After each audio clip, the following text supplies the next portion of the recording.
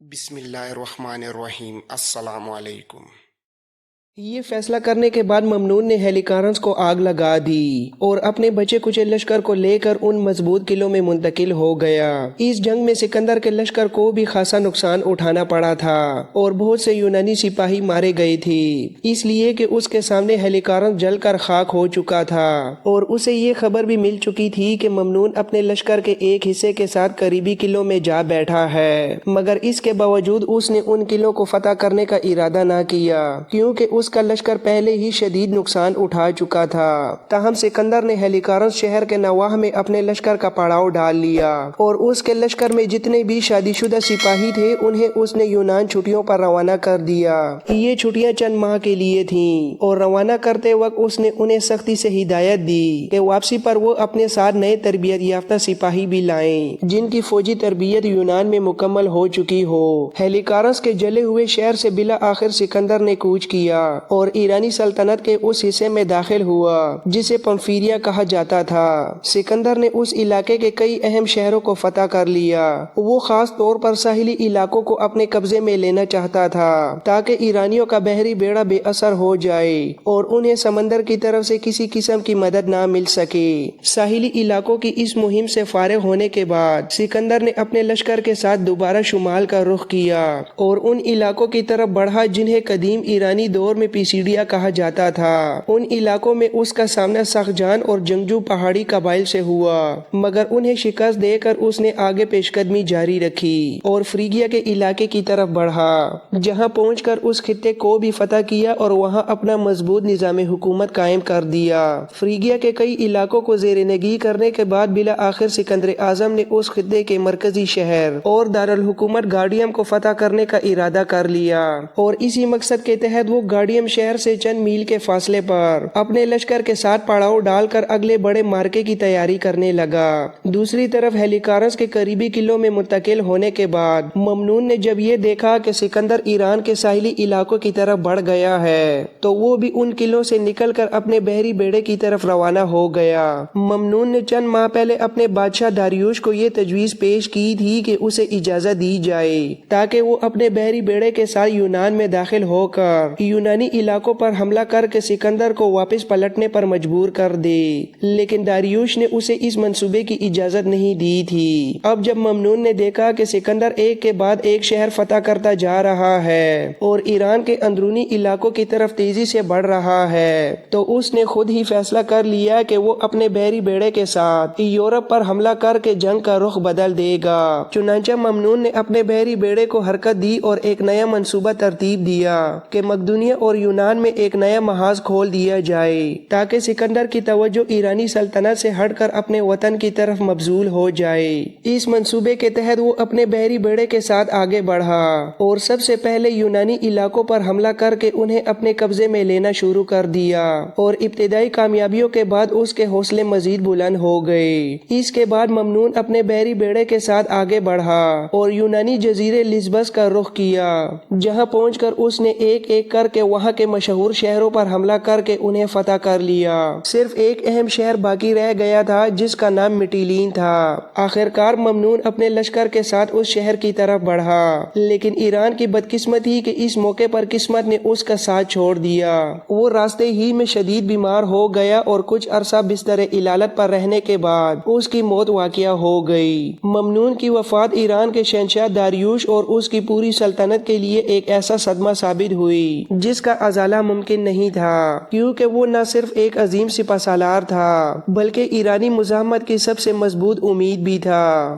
ایک روز کرٹیس دمشق شہر کے نواح سے چند میل کے فاصلے پر قائم فوجی لشکر کے مستقر اور تربیت گاہ سے اپنے گھوڑے کو سر پر دوڑاتا ہوا دمشق کی طرف آ رہا تھا کہ اچانک ایک جانب سے ایک گھڑ سوار انتہائی تیزی کے ساتھ نمودار ہوا۔ اس سوار نے اپنا چہرہ ڈھانپ رکھا تھا، اس کے سر پر فولاد کا چمکتا ہوا خوت تھا اور جسم پر نہایت قیمتی پوستین بھی پہن رکھی تھی۔ کرٹیس کے قریب سے گزرتے ہوئے وہ سوار اچانک حرکت میں آیا، اپنی بیلٹ کے اندر سے سواری پھل کا ایک خنجر نکالا اور تاک کر پوری قوت سے کرٹیس کی طرف پھینک دیا۔ اس خنجر کا نشانہ اس نے کرٹیس کی چھاتی کو بنایا تھا، مگر قسمت نے ساتھ نہ دیا اور نشانہ خطا ہو گیا۔ خنجر کرٹیس کی ٹانگ کو زخمی کرتا ہوا آگے نکل گیا، لیکن اس کی چھاتی میں پیوست نہ ہو سکا۔ خنجر پھینکنے کے فوراً بعد اس سوار نے اپنے گھوڑے کو ایڑی پہ ایڑی لگائی اور اس کی رفتار اور بھی تیز کر دی۔ اب وہ کرٹیس کے آگے آگے دمشق شہر کی طرف بڑھنے لگا۔ یہ صورتحال کرٹیس کے لیے یقیناً نہایت پریشان کن اور خطرناک تھی۔ اس نے فوراً اپنے گھوڑے کو ایڑی لگائی اور اس پراسرار حملہ آور کے تعاقب میں نکل کھڑا ہوا۔ آگے بھاگنے والے سوار نے جب محسوس کیا کہ کرٹیس اس کے قریب پہنچ چکا ہے اور چند ہی لمحوں میں اسے قابو کر سکتا ہے، تو اس نے اچانک اپنے گھوڑے کا رخ موڑ لیا۔ اب وہ دمشق کے برعکس سمت میں پوری رفتار سے دوڑ رہا تھا اور اس کا رخ دور نظر آنے والے درختوں کے ایک گھنے جھنڈ کی طرف تھا۔ کرٹیس نے بھی لمحہ ضائع کیے بغیر اپنے گھوڑے کو روکا، اس کا رخ موڑا اور ایک بار پھر پوری تیزی سے اس خنجر پھینکنے والے سوار کے تعاقب میں لگ گیا۔ کرٹیس کی پنڈلی سے خون بہہ رہا تھا، لیکن اس نے اس کی ذرا بھی پرواہ نہ کی اور اپنے گھوڑے کو ایڑی پر ایڑی لگاتے ہوئے خنجر مارنے والے کے تعاقب میں تیزی سے بڑھتا چلا گیا۔ اب سامنے قریب ہی درختوں کا ایک گھنا جھنڈ آ چکا تھا۔ کرٹیس نے ایڑی پر ایڑی لگائی اور اپنے گھوڑے کی رفتار انتہائی تیز کر دی، یہاں تک کہ وہ اس سوار کے بالکل قریب جا پہنچا۔ پھر اس نے اچانک اپنے پاؤں رکاب سے نکالے، دونوں ہاتھ مضبوطی سے زین کے ہٹے پر جمائے، پورے زور سے خود کو اٹھایا اور ایک زبردست جس لگا کر خنجر مارنے والے سوار پر جا گرا۔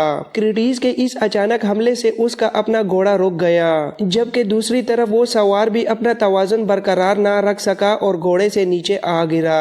یوں دونوں زمین پر آپس میں الجھتے ہوئے گر پڑے۔ جب وہ زمین پر گرے تو خنجر مارنے والے کے چہرے سے نقاب سرک کر ہٹ گیا اور یہ دیکھ کر کرٹیس کے قدم جیسے جم گئے۔ وہ کوئی اور نہیں بلکہ اناہیتا تھی۔ اسے پہچانتے ہی کرٹیس فوراً اس سے الگ ہو گیا۔ اس کے چہرے پر حیرت، پریشانی اور فکرمندی کے ملے جلے آثار نمایاں تھے۔ پھر اس نے غصے کے ساتھ اسے مخاطب کرتے ہوئے کہا، تم نے یہ گھٹیا اور خطرناک حرکت کیوں کی؟ اناہیتا نے اٹھ کر اپنے کپڑے درست کیے، پھر جس رومال سے اس نے اپنا چہرہ ڈھانپ رکھا تھا اسے کھول کر کندھے پر ڈال لیا۔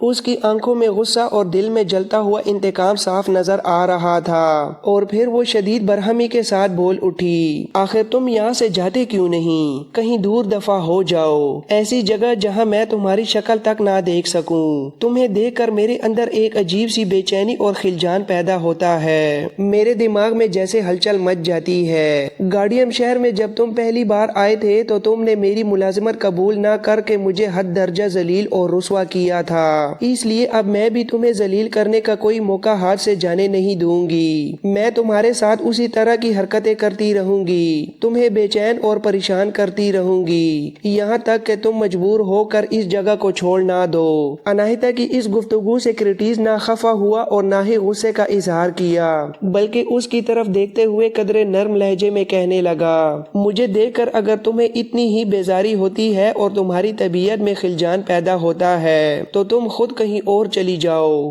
جہاں تمہارا میرا سامنا نہ ہو۔ اس بات پر اناہیتا پہلے سے بھی زیادہ غصے میں آ گئی اور تیزی سے برس پڑی، میں کیوں چلی جاؤں؟ یہ ہمارا علاقہ ہے، تم خود جدھر سے آئے ہو ادھر ہی واپس چلے جاؤ، اگر نہیں جاؤ گے تو یاد رکھنا ایک دن تم میرے ہی ہاتھوں مارے جاؤ گے۔ یہ کہہ کر وہ تیزی سے اپنے گھوڑے کی طرف بڑھی اور بغیر رکاب میں پاؤں رکھے ایک جس میں گھوڑے پر سوار ہو گئی، پھر گھوڑے کو ایڑی لگائی اور اسے دمشق شہر کی طرف سرپٹ دوڑا دیا۔ کرٹیس اپنی جگہ کھڑا کچھ دیر تک اسے جاتا ہوا دیکھتا رہا، پھر اپنے گھوڑے کے ساتھ بندھی ہوئی خرجین سے مرہم پٹی کا سامان نکالا۔ اس کی ٹانگ سے مسلسل خون بہہ رہا تھا جس سے اس کے لباس کا نچلا حصہ بھیگ چکا تھا، تاہم زخم اتنا گہرا نہیں تھا بلکہ خنجر محض ایک گہری خراش دے کر گزر گیا تھا۔ کرٹیس نے پہلے زخم کو اچھی طرح صاف کیا، پھر مرہم لگا کر اس پر پٹی باندھی، اس کے بعد مرہم پٹی کا سامان دوبارہ گھوڑے کی زین کے ساتھ لٹکتی خرجین میں رکھ دیا، اپنا لباس درست کیا اور گھوڑے کی باگ پکڑ کر درختوں کے اس جھنڈ کی طرف بڑھا۔ جھنڈ سے کچھ آگے ایک چھوٹا سا جوہر تھا، وہ اس کے کنارے بیٹھ گیا، پہلے اپنے لباس کے خون آلود حصے کو اچھی طرح دھویا، پھر اسے نچوڑا اور اٹھ کر دوبارہ اپنے گھوڑے پر سوار ہو کر اسے ایڑی لگاتے ہوئے دمشق شہر کی طرف دوڑا دیا۔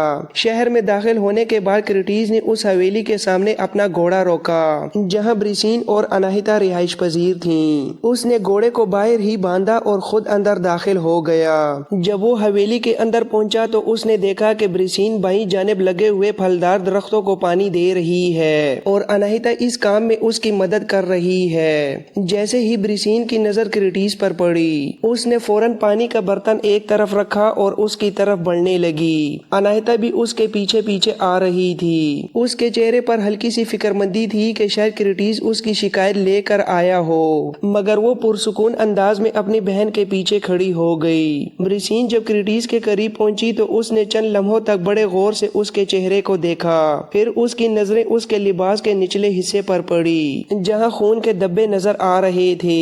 उसके चेहरे पर फौरन तशवीश के आसार नमूदार हुए और फिक्रमंद लहजे में कहा, क्रिटीज मेरे भाई, आज तुम्हारा चेहरा उतरा हुआ है। तुम उदास और अफसरदा दिखाई दे रहे हो। मैंने तुम्हें इस तरह कभी नहीं देखा। और ये तुम्हारे लिबास के निचले हिस्से को क्या हुआ है? ब्रिसीन के इस सवाल पर पीछे खड़ी अनाहिता के दिल की धड़कन तेज हो गई। वो अंदर ही अंदर घबरा उठी, मगर क्रिटीज ने बात को टालने के अंदाज में जवाब दिया, कुछ नहीं हुआ मेरी बहन, बस लिबास थोड़ा सा भीग गया है। ब्रिसीन मजीद कुछ पूछना चाहती थी, लेकिन उसी लम्हे क्रिटीज ने एक गहरे और दुख भरे लहजे में कहा, मेरी बहन तुम इस बात को छोड़ दो। मैं तुम्हारे लिए एक बहुत बुरी खबर लेकर मुस्तकर से शहर में दाखिल हुआ हूँ। ये सुनकर ब्रिसीन के चेहरे पर परेशानी छा गई। उसके पीछे खड़ी अनाहिता भी वाज़े तौर पर फिक्रमंद नजर आने लगी। फिर ब्रिसीन ने जल्दी से पूछा, कैसी बुरी खबर है मेरे भाई? जवाब में क्रिटीज कुछ देर तक सर झुकाए खामोश खड़ा रहा, जैसे अल्फाज उसका साथ छोड़ गए हो। फिर उसने आहिस्ता आहिस्ता सर उठाया और तफसील के साथ बताना शुरू किया कि किस तरह ममनून अपने बहरी बेड़े के साथ यूनान पर हमला आवर हुआ, वहाँ के मुख्तलिफ शहरों को फतह किया और फिर अचानक बीमारी का शिकार होकर वफात पा गया। ये खबर सुनकर ब्रिसीन और अनाहिता दोनों वहीं खड़े रोने लगी, जबकि क्रिटीज गर्दन झुकाए मलूल और अफसरदा खड़ा था। थोड़ी देर तक यूं ही समा रहा। फिर ब्रिसीन ने अपने आप को संभाला। अनाहिता अभी तक अपना चेहरा छुपाए हिचकियों में रोती रही। उसकी ये हालत देखकर ब्रिसीन ने उसे अपने साथ लपेट लिया, कई बार उसके मुंह पर चूमा और तसल्ली दी। अनाहिता कुछ देर तक ब्रिसीन के शाने पर सर रख कर बुरी तरह हिचकियों और सिसकियों में रोती रही, यहाँ तक कि ब्रिसीन ने उसे संभाल लिया। फिर ब्रिसीन ने क्रिटीज को मुखातिब करके कहा, भाई हमारी किस्मत में जो कुछ था वो तो हमें मिल गया। मेरा शोहर अब वापस नहीं आ सकता। क्रिटीज, अब एक भाई की हैसियत से तुम ही हम दोनों के पासबान और महाफिज हो। मैं जानती हूँ कि मेरे शोहर के बाद उन इलाकों का दिफा इंतहाई दर्जा कमजोर हो जाएगा और यूनानी बड़ी आसानी से एक इलाके के बाद दूसरे इलाके फतह करते हुए ईरानी सल्तनत के अंदर दाखिल हो जाएंगे। इन हालात में न जाने हम पर क्या बीतेगी। लेकिन भाई मैं तुमसे ये कहूंगी कि हालात की नजाकत और खतरे को देखते हुए जब तुम अपने लश्कर को लेकर इधर उधर जाना चाहो तो हम बहनों को फरामोश ना करना, हमें साथ लेकर जाना।